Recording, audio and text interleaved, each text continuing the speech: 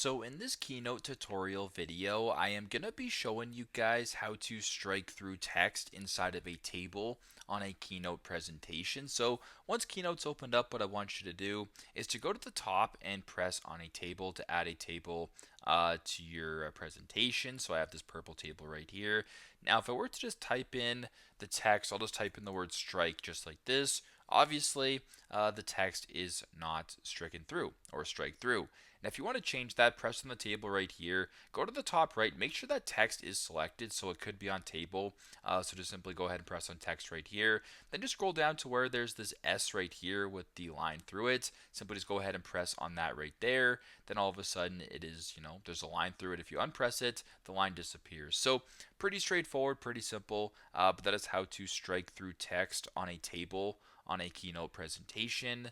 Thanks again for watching, and I hope this video helps.